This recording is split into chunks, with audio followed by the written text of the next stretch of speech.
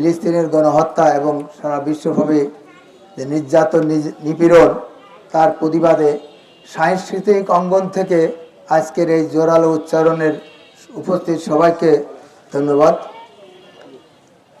আমি স্বজাতি শত্রু বলে একটা ফেসবুকে পোস্ট দেখলাম যে দুইটা গৃহস্থের উচ্ছিষ্ট খাওয়ার জন্য দুইটা কুকুর এগিয়ে গেল।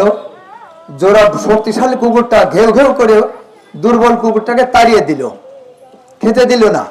কিন্তু গৃহস্থের ছাগল এসে ঠিকই ওর সাথে ভাগাভাগি করে খেতে শুরু করলো। তখন লিখছে যে ছাগলকে সে খেতে দিচ্ছে, কিন্তু তারই স্বজাতি আর একটা কুকুরকে সে কিছুতেই খেতে দিল না। তার মানে স্বজাতির শত্রু। দেখেন, বিশ্বের মুসলিম মোরলেরা আজকে চুপচাপ নীরব বসে আছে। কি জন্য?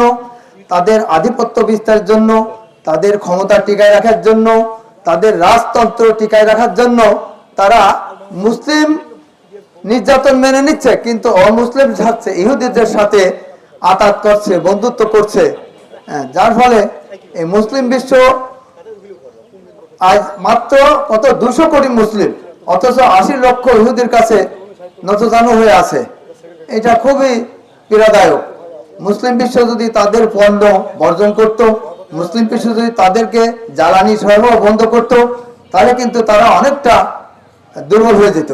কিন্তু অথচ আমরা কোনো মুসলমানকে সহযোগিতা না করে এই ইহুদি নাসারাদের সাথে বন্ধুত্ব করছি। যাক, এই ব্যাপারে আমি একটা কবিতা লিখছি, এটা আমি পাঠ করে শোনাবো। আমার লেখাটার নাম হচ্ছে শহীদ হব।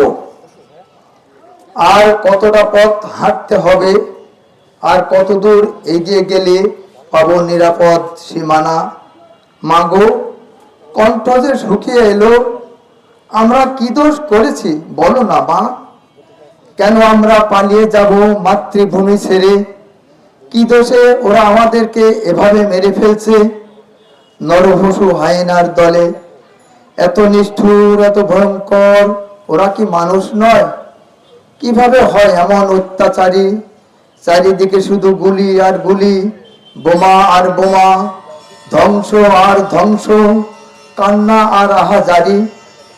মানবতা ভুলুণ্ঠিত, বনি আদমের রক্ত স্রোতে ভেসে যায় রাজপথ। এত নিষ্ঠুরতা দেখেও বিশ্ব মোরলেরা কেন নীরব? বলো মা, বলো, কেন এরা নীরব? আমাদের স্বজাতিরাও ওদের সহযোগিতা করে যাচ্ছে। সব মুসলিম দেশে ওদের পণ্য বিক্রি হচ্ছে বাধাহীন। মা গো, আমাকে একটা অস্ত্র